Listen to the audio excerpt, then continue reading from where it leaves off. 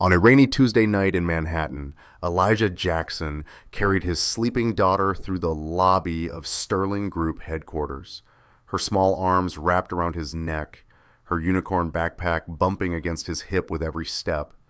He was 35 years old, a black senior financial analyst with a neat fade, and he had exactly 7 hours to complete a report that should have taken 3 days. The fluorescent lights above him flickered once as he stepped into the elevator, and Amara stirred against his shoulder, murmuring something about pancakes. Elijah pressed the button for the 42nd floor and closed his eyes just for a moment, feeling the weight of everything he was about to lose if he failed. The office was nearly empty when he arrived. Just a few junior associates scattered across the open floor plan, their faces illuminated by the pale glow of their monitors. Elijah found a corner desk near the window and carefully lowered Amara into an ergonomic chair, tucking his jacket around her like a blanket. She was 6 years old, with her mother's beautiful, tightly coiled hair and his own stubborn chin, and she had spent more nights in this building over the past month than any child ever should. He brushed a strand of hair from her forehead and whispered that he would be right here, that everything would be fine, that she just needed to sleep a little longer. He had just opened his laptop when he heard the sharp click of heels against marble. Ava Lancaster stood at the end of the hallway, her silhouette framed by the city lights behind her. She was 31 years old, the youngest CEO in the company's history, and she had inherited the position after her father's sudden death a few years ago. Everything about her suggested control, from the precise cut of her charcoal blazer to the way she held her tablet like a shield against the world. She walked toward Elijah without greeting him, her eyes scanning the spreadsheet on his screen. "The meridian analysis," she said. "I need it on my desk by 6 tomorrow morning. Complete projections, risk assessment, and competitor benchmarks." Elijah glanced at the clock in the corner of his monitor. It was already 11. "Miss Lancaster, I've been here since 7 this morning. The data you're asking for requires access to files that aren't even then get access." Her voice carried no emotion, no acknowledgement that he was a human being rather than a machine designed to process her demands. "If you can't handle the pressure, Mr. Jackson, perhaps you're not suited for Sterling Group." She turned to leave, and her gaze passed briefly over Amara's sleeping form. For a fraction of a second, something flickered across Ava's face, something that might have been recognition or confusion or even guilt, but it vanished as quickly as it appeared, and she continued walking without another word. Elijah watched her disappear around the corner, his jaw tight, his dark brown hands trembling slightly as he returned to his keyboard. He thought about his health insurance, about Amara's upcoming dental appointment, about the rent that was due in 9 days. He thought about the promises he had made to his daughter and the ones he had made to himself, back when he believed that being a black man who worked hard was enough to guarantee a decent life. He began typing, and he did not stop. The weeks that followed carved deep lines into Elijah's face and stripped away whatever reserves of energy he had left. Ava assigned him 2 additional projects before the meridian analysis was even complete, explaining in her clipped, efficient way that she was testing his capacity for growth. She scheduled meetings at 6 o'clock in the morning and conference calls at 10 at night, always with the implicit understanding that attendance was not optional. Other employees whispered in the break room about Elijah's obvious exhaustion, about the dark circles under his eyes and the slight tremor in his hands, but no one said anything directly. They had seen what happened to people who push back against Ava Lancaster. At home, Elijah worked until the numbers blurred together on his screen. Amara sat beside him at the kitchen table, coloring in a book of dinosaurs, occasionally looking up to ask if he was almost done. He always told her yes, just a few more minutes, even when he knew it would be hours. One night she asked if they could go to the park on Saturday, and he promised they would. And then Saturday came, and he spent the entire day on a video call with investors in Singapore while Amara watched cartoons alone in the living room. He discovered the errors by accident late on a Wednesday night when he was cross-referencing data for a quarterly report.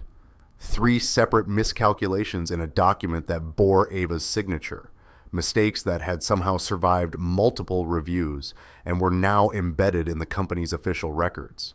Anyone else might have ignored them, might have reasoned that correcting the CEO's work was a fast track to unemployment. But Elijah had been raised by a father who believed that integrity was the only thing a man truly owned. And so he fixed the numbers without telling anyone. He saved the corrected version and deleted any trace of the original, protecting the company from potential liability while asking for nothing in return. The early morning meeting was held in the glass-walled conference room on the 43rd floor, the one with the view of Central Park that Ava used to intimidate clients and employees alike. Elijah arrived at 5:50 with Amara, her tight curls slightly disheveled, still half asleep beside him, her small hand gripping his warm brown one as they navigated the empty hallways. He found a chair in the corridor outside the conference room and helped her settle in, promising that he would be right on the other side of the glass, that she could wave to him if she needed anything. Inside, a dozen executives sat around the polished table, their expressions carefully neutral as they waited for the presentation to begin. The investors from Wellington Capital occupied the seats nearest the window, 2 men in nearly identical suits who spent more time examining their phones than looking at anyone in the room. Ava stood at the head of the table, her posture perfect, her voice measured as she walked through the quarterly projections. And then one of the investors interrupted her. "There's a discrepancy in Section 4, he said, scrolling through his tablet. "The risk calculations in this version don't match what we saw in the preliminary report." The room fell silent. Ava's face remained composed, but Elijah could see the tension in her shoulders, the slight narrowing of her eyes as she tried to reconcile what she was hearing with what she believed to be true. "I made those corrections," Elijah said. Every head in the room turned toward him. He felt the weight of their attention like a physical force pressing against his chest, making it difficult to breathe. But he continued anyway. "The original calculations contained several errors that would have overstated our risk exposure by approximately 12%. I identified the issues during my review and updated the figures to reflect accurate projections." The investor from Wellington studied Elijah for a long moment, then nodded slowly. "That's exactly the kind of diligence we like to see," he said. "Miss Lancaster, you've got a sharp analyst on your team." Ava said, "Nothing." She simply stared at Elijah with an expression he could not read, something between surprise and reassessment, as if she were seeing him clearly for the first time. The meeting continued, but she never quite regained her equilibrium, and when it ended, she left the room without speaking to anyone. Elijah returned to the hallway to find Amara still sleeping in her chair, her head tilted at an uncomfortable angle. He lifted her gently and carried her toward the elevator, wondering if he had just made the worst mistake of his career. The exhaustion accumulated like sediment at the bottom of a river. Layer upon layer of sleepless nights and missed meals and promises he could not keep. Elijah's hands began to tingle during meetings, a pins and needles sensation that started in his fingertips and spread upward to his wrists. He developed headaches that no amount of aspirin could touch, dull throbs behind his eyes that made it difficult to focus on the endless columns of numbers.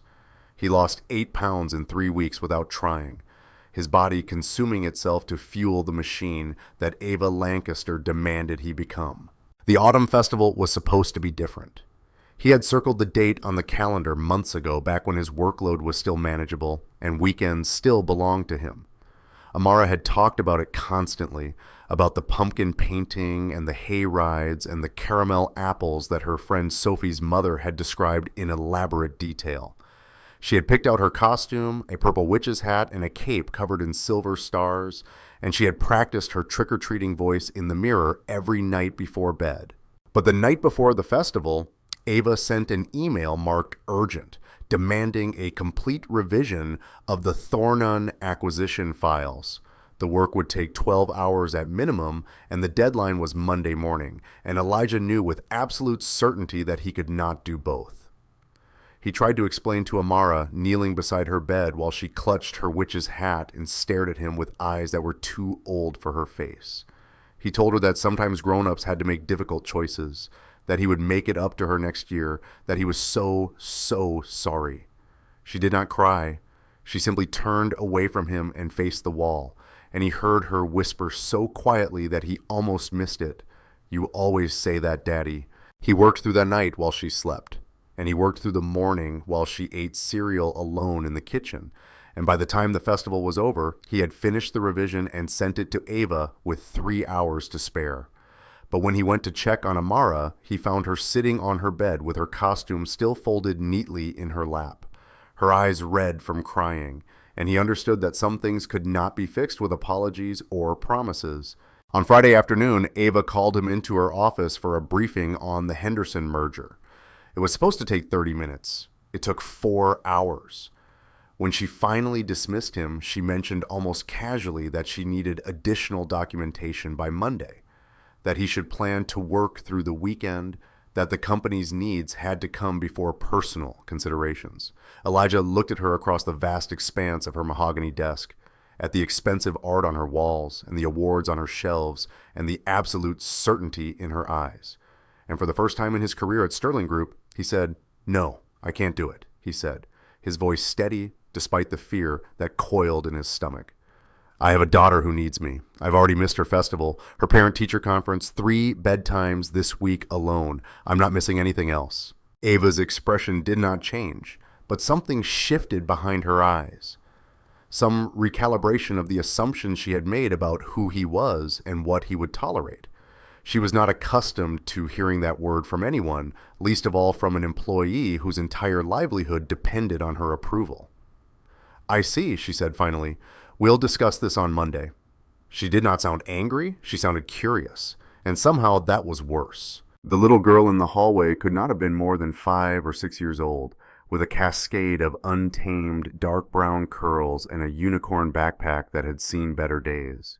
She was curled up in one of the leather chairs outside the executive conference room, her knees drawn to her chest, her eyes closed in exhausted sleep. A secretary walked past without glancing at her. A junior associate stepped over her extended legs without breaking stride. It was as if she had become invisible, a piece of furniture that everyone had agreed to ignore. Ava noticed her on a Tuesday afternoon between meetings with the board and a conference call with investors in London. She had seen Amara before, of course, had registered her presence in the same way she registered the potted plants in the lobby or the motivational posters in the break room. But something was different today. Maybe it was the way the girl's small, dark brown hand clutched the strap of her backpack even in sleep, or the slight furrow in her brow, or the faded stain on her jacket that suggested a breakfast eaten too quickly in the back of a taxi. Ava stood in the hallway for nearly a minute, watching. Behind her, she could hear 2 assistants whispering, their voices just low enough that they thought she could not hear. "Poor thing's been here since 6 o'clock this morning," one of them said. "Her dad's in the Thorn and Review. You know how those go." "Someone should call child services," the other replied. "It's not right bringing a kid to a place like this." "Tell that to Lancaster. She's the one working him to death." The words landed like stones in still water, sending ripples through something Ava had kept carefully submerged. She turned and walked back to her office without speaking to anyone, her heels clicking against the marble floor in a rhythm that suddenly felt too fast, too sharp, too much like running away. That night, alone in her penthouse apartment overlooking the Hudson, Ava opened her laptop and began reading. She pulled up every report Elijah had submitted over the past 6 months, every analysis, every projection, every hastily written email sent at hours when no reasonable person should be awake. She read about risk assessments and market fluctuations and quarterly growth targets, but what she really saw was something else entirely. She saw a man who had caught errors that 3 senior executives had missed. She saw a man, a black single father, who had worked through holidays and weekends and his daughter's festival without complaint. She saw a man who had given Sterling Group everything he had. And what had she given him in return? She closed the laptop and stared at her reflection in the darkened window, and she did not like what she saw. The collapse happened on a Thursday in the elevator between the 42nd and 43rd floors. Elijah had just finished the final revision of the Henderson report, 73 pages of analysis that represented the culmination of 2 weeks of work with almost no sleep. He had sent it to Ava's inbox with a sense of hollow triumph, the kind of victory that felt more like surrender, and he had gathered his things to go home and finally rest. He made it 4 steps into the elevator before his vision blurred. The world tilted sideways, and his legs buckled, and the last thing he heard before everything went dark was Amara screaming his name. When he opened his eyes, he was lying on the cold marble floor of the lobby, surrounded by a circle of concerned faces. Someone had loosened his tie and propped his head on a folded jacket. Someone else was calling for an ambulance. And kneeling beside him, her designer suit forgotten, her careful composure finally cracked, was Ava Lancaster. "Don't try to move," she said, and her voice sounded strange, almost human. "Help is coming." Amara was crying somewhere nearby, great heaving sobs that cut through the ambient noise of the lobby like a knife.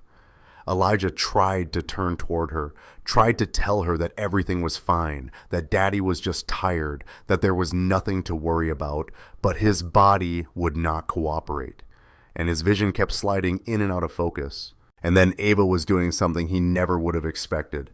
She stood, walked over to Amara, and knelt down to meet her eyes. "Your father is going to be okay," Ava said quietly.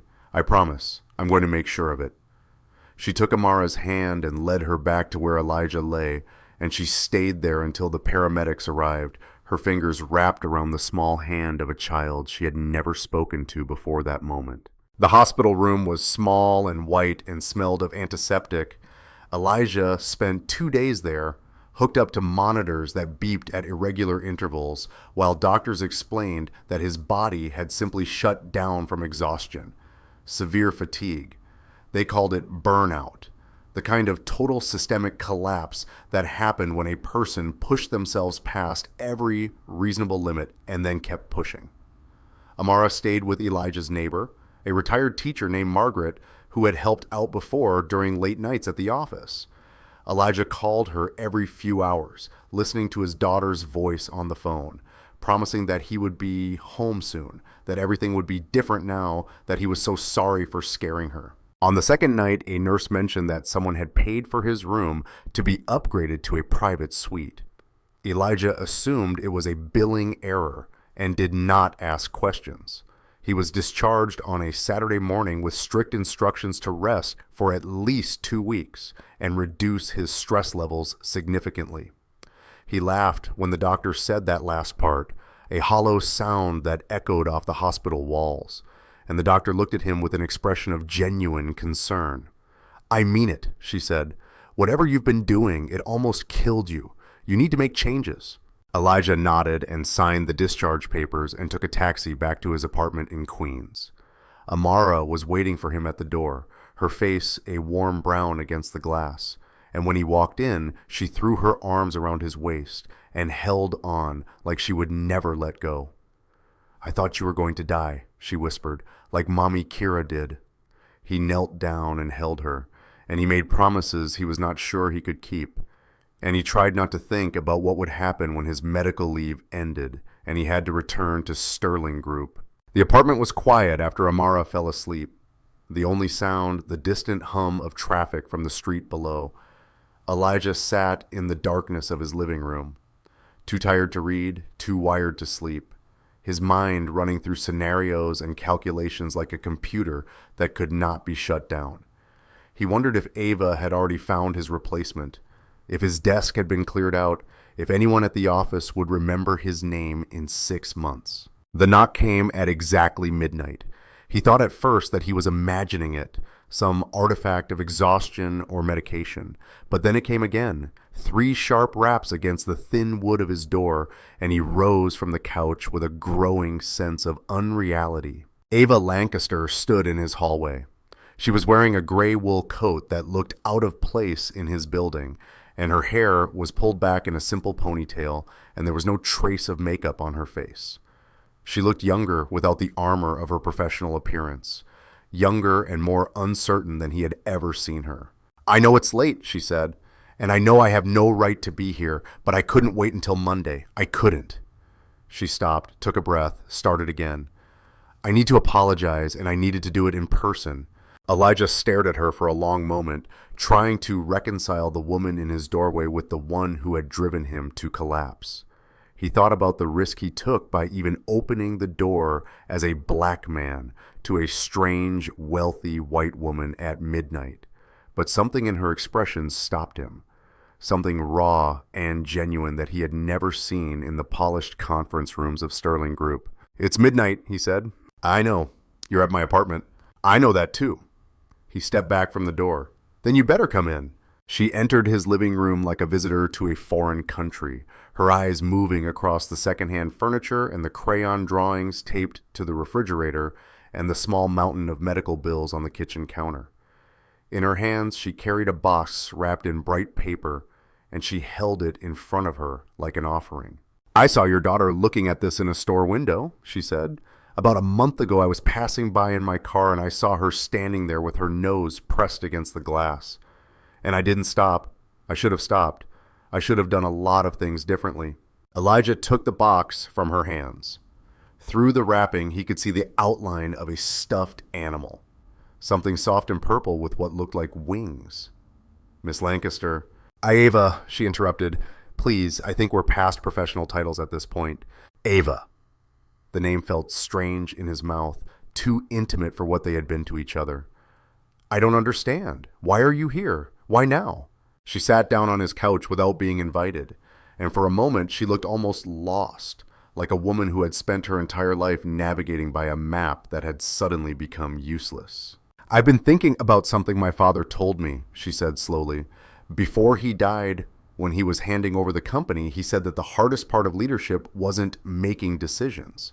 It was living with the consequences of those decisions, even when you couldn't see them." She looked up at him, and her eyes were bright with something that might have been tears. "I made decisions about you, Elijah, about your time, your health, your relationship with your daughter, and I never once stopped to think about what those decisions were costing you. I just saw numbers on a spreadsheet, performance metrics, productivity reports. I didn't see a person, and I'm more sorry for that than I know how to say." The silence stretched between them, filled with everything that had happened and everything that might happen next. And then a small voice came from the hallway.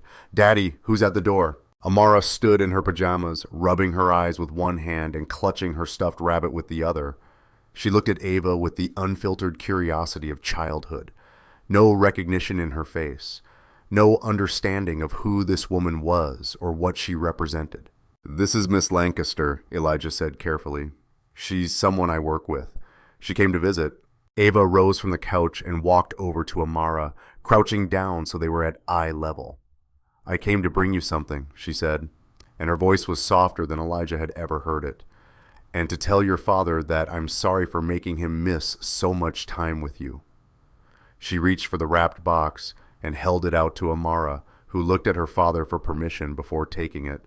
The paper came off in excited strips, revealing a stuffed dragon with purple scales and iridescent wings, exactly like the one she had admired in the store window all those weeks ago. Amara's face lit up with pure joy. "It's the dragon, Daddy! It's the dragon!" She hugged it to her chest and then did something unexpected. She stepped forward and hugged Ava too, her small arms wrapping around the billionaire's neck with the unself-conscious affection of a child who had not yet learned to be suspicious of kindness. "Thank you," she whispered. "Would you like to come inside and see my room?" Ava looked at Elijah over Amara's shoulder, a question in her eyes. He nodded. The next 2 hours were unlike anything Elijah could have imagined. He watched Ava Lancaster, CEO of a multi-billion-dollar corporation, sit on his daughter's twin bed and listened to detailed descriptions of every stuffed animal in the collection. He watched her examine crayon drawings with the same intensity she brought to quarterly reports. He watched her laugh at Amara's jokes, genuine laughter that transformed her face into something almost unrecognizable. When Amara finally fell asleep again, her new dragon tucked under her arm, Ava and Elijah returned to the living room. The clock on the wall read 2:30 in the morning. "I should go," Ava said, but she made no move toward the door. "You need to rest." "So do you," she smiled, a small, tired expression that looked nothing like the polished mask she wore at the office. "I don't remember the last time I rested. Not really. I think I've been running for so long that I forgot how to stop." Elijah sat down beside her on the couch, close enough to see the faint lines around her eyes, the vulnerability she usually kept so carefully hidden. "Why did you really come here tonight?" "Because I watched you collapse," she said quietly. "And I realized that I did that. Me, my expectations, my demands, my complete inability to see you as anything other than a resource to be optimized. I've spent 2 years running my father's company, and I've never once asked myself what kind of person that company was making me become." She turned to face him, and there was something in her expression that Elijah had never seen before. Something that looked almost like hope. "I want to be different," she said. "I want to be the kind of leader my father would have been proud of, and I want to start by making things right with you." The morning after Ava's midnight visit, Elijah woke to find Amara already up, sitting at the kitchen table with her new dragon and a bowl of cereal. She looked happier than she had in months, chattering away about how nice Miss Lancaster was, how she smelled like flowers, how she had promised to come back and see the rest of Amara's drawings. Elijah listened and smiled and tried to quiet the voice in his head that warned him about trusting billionaires who showed up at midnight with gifts and apologies. People like Ava didn't change overnight. People like Ava didn't change at all. But then he thought about the look in her eyes when she had held Amara, the genuine warmth that no amount of corporate training could fake. And he thought about his own exhaustion, his own inability to keep going the way he had been going. And he wondered if maybe, just maybe, they could help each other find a different path. His phone buzzed with a text message. It was from Ava. "I meant what I said last night. Can we meet tomorrow to discuss a new arrangement? Somewhere neutral? I have ideas." He read the message 3 times before responding. "Okay, name the place." They met at a coffee shop in Midtown, a place Elijah had walked past 100 times but never entered because the prices were absurd, and the clientele looked like they had never worried about money in their lives. Ava was already there when he arrived, sitting at a corner table with 2 cups in front of her, and she stood when she saw him, a gesture of respect that caught him off guard, particularly coming from a white billionaire CEO. "Thank you for coming," she said. "I wasn't sure you would." "I wasn't sure either." They sat across from each other, the table between them like a negotiating barrier, and Ava began to talk. She told him about growing up in her father's shadow, about inheriting a company she wasn't prepared to run, about the pressure she had put on herself to prove that she deserved her position. She told him about the mistakes she had made, the people she had hurt, the relationships she had destroyed in her pursuit of perfection. "I'm not asking for sympathy," she said. "I'm asking for a chance to do better, and I want to start with you." She pulled out a folder and slid it across the table. Inside was a proposal for a new position, a role that would give Elijah more autonomy, better hours, and a significant raise. There were provisions for childcare assistance, flexible scheduling, and a guaranteed minimum number of vacation days. It was everything he had wanted and more than he had ever thought to ask for. "This is too much," he said, staring at the numbers. "It's not enough," Ava replied. "Not after what I put you through, but it's a start." He looked up at her, searching her face for signs of deception or manipulation, and found nothing but sincerity. "Why me? You have thousands of employees. Why focus all this energy on one analyst?" Ava was quiet for a moment, considering the question. "Because you were the one who taught me that I was doing something wrong," she said finally. "When you corrected those errors in my report, you could have used them against me. You could have gone to the board or leaked them to the press or demanded a promotion in exchange for your silence. But you didn't. You fixed the problem and moved on because you cared more about doing the right thing than about what you could gain from it. She reached across the table and touched his hand. Just briefly, just enough to make her point. I've been surrounded by people who tell me what I want to hear. People who are afraid of me, or who want something from me, or who see me as a stepping stone to their own success. You were different. You told me no when I deserved to hear no. And you showed me what integrity looks like, even when no one's watching. Elijah thought about his father, about the lessons he had tried to pass down, about the importance of doing the right thing even when it was hard for a black man. He thought about Amara asleep in her bed with a purple dragon, and about the kind of example he wanted to set for her. I'll think about it, he said. Ava nodded, and for the first time she smiled. That's all I ask. The weeks that followed were strange and uncertain. A liminal space between what had been and what might be. Elijah returned to work on a modified schedule, his hours reduced, his workload manageable, his weekends once again his own. He picked Amara up from school in the afternoons and took her to the park on Saturdays and tucked her into bed every night without the weight of unfinished reports pressing against his chest. And Ava changed too. She held fewer meetings, delegated more responsibilities, started leaving the office before sunset. She asked her employees about their families and remembered their answers. She apologized publicly for the culture of overwork she had created and announced new policies designed to protect her staff from the kind of burnout that had nearly killed Elijah. Not everyone believed her transformation was real. Rumors circulated through the office like wildfire. Speculation about her motives, her sanity, her secret agenda. Some people whispered that she was having a breakdown. Others suggested that she was being blackmailed. A few even claimed that she and Elijah were having an affair, that the whole thing was just elaborate theater to cover a workplace romance. The gossip reached Elijah through sideways glances and conversations that stopped abruptly when he entered the room. He tried to ignore it, tried to focus on his work and his daughter and the slow, careful rebuilding of his life. But the whispers wormed their way under his skin, making him question every interaction with Ava, every smile she gave him, every moment of kindness he had started to believe might be genuine. One afternoon, he confronted her about it. People are talking, he said, standing in the doorway of her office, about us, about what's really going on here. Ava looked up from her laptop, and there was something in her expression that he could not quite read. I know, she said. I've heard the rumors. Does it bother you? She considered the question for a moment, turning a pen over in her fingers. What bothers me, she said slowly, is that you might believe them. That you might think everything I've done was just manipulation or performance or some kind of elaborate game. She stood and walked around her desk, stopping a few feet away from him.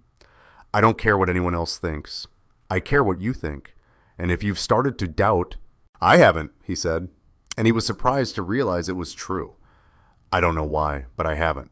They stood there for a moment, the space between them charged with something neither of them was ready to name. And then Ava's phone buzzed, breaking the spell, and she turned away to answer it.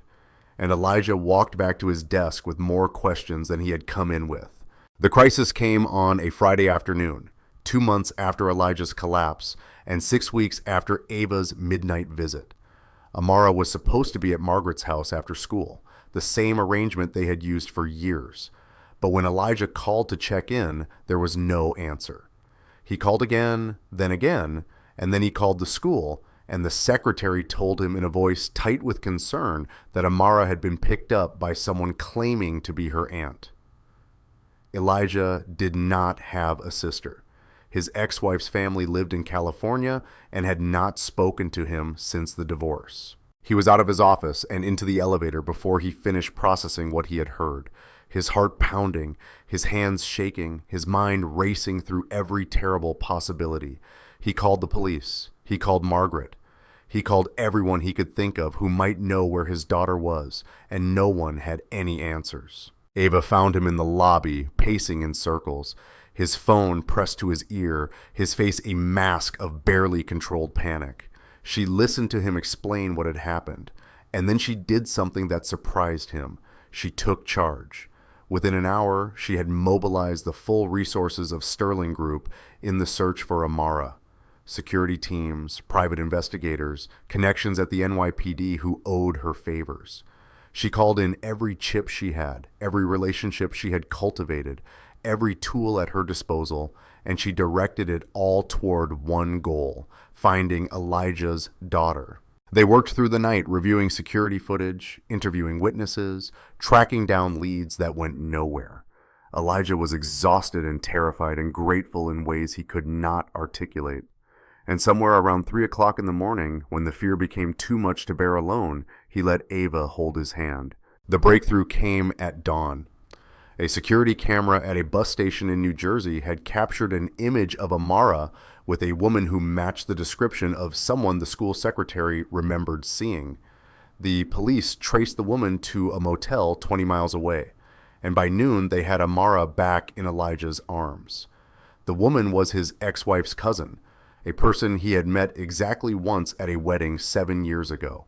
She had convinced herself that Amara was being neglected, that she was rescuing the girl from a bad situation, that she was doing the right thing. The police arrested her and social services got involved, and for a few terrible hours, Elijah was forced to prove that he was a fit parent, that his daughter was safe with him, that he had not somehow brought this on himself through his own failures. Ava stayed with him through all of it. She sat beside him in the police station and stood behind him in the social worker's office and held Amara's hand when the little girl finally started to cry. She did not ask for gratitude or acknowledgement or anything in return. She simply was there, steady and certain, a presence that Elijah had never expected and was not sure he deserved. When it was over, when Amara was asleep in her own bed and the apartment was finally quiet, Ava sat with Elijah on his couch and watched the sun set over Queens. "Thank you," he said. "I don't know how to. I can't even begin to." "You don't have to thank me," she interrupted. "I would do it again. I would do anything for that little girl." She paused, and when she spoke again, her voice was barely above a whisper. "And for you, if you'd let me." Elijah looked at her, at this woman who had started as his tormentor and become something else entirely, something he was only beginning to understand. He thought about trust, about vulnerability, about the risk of opening himself up to someone who had already hurt him once. "I'm scared," he admitted. "I don't know how to do this." "Neither do I," Ava said. "But I think that's okay. I think maybe we can figure it out together." In the months that followed, they did figure it out, slowly and imperfectly, and with plenty of mistakes along the way. Elijah accepted the new position Ava had offered, along with the better hours and the childcare assistance, and the promise of a life that was not defined entirely by work. Ava continued to transform Sterling Group, implementing policies that prioritized well-being over productivity, becoming the kind of leader she wished she had been from the start. They did not rush into a relationship. They did not fall into each other's arms like characters in a movie. They built something more gradual, more real, a foundation of trust and understanding that grew stronger with every conversation, every shared meal, every evening spent watching Amara play with her purple dragon. The day Ava asked Elijah to bring Amara to her apartment for dinner was a milestone neither of them acknowledged out loud. They sat at her massive dining table, surrounded by art worth more than Elijah's annual salary, and they ate pasta that Ava had made herself. And Amara talked about her school and her friends and the new drawing she was working on. "I want to show you something," Ava said after dinner, and she led them to a room at the end of the hallway. Inside was a space that had been transformed into a child's paradise, a canopy bed covered in fairy lights, shelves filled with books and toys, a corner set up with art supplies and easels and every color of crayon imaginable. And on the wall in a simple frame was one of Amara's drawings, the one she had made of the three of them together. Stick figures holding hands under a bright yellow sun. "I had it done last week," Ava said quietly, "in case you ever wanted to stay over." Amara ran into the room with a shriek of delight, exploring every corner, examining every detail. Her joy so pure and uncomplicated that it brought tears to Elijah's eyes. He turned to Ava and she was watching Amara with an expression he recognized because he felt it too. I don't know what this is, he said. What we're becoming, but I know I want to find out. Ava smiled, and it was the most beautiful thing he had ever seen. So do I, she said. However long it takes, whatever it looks like, I want to be here, Elijah, with both of you, if you'll have me. He answered by taking her hand, and they stood there together, watching Amara dance around her new room. And for the first time in a very long while, Elijah Jackson believed that the future might actually be something worth looking forward to.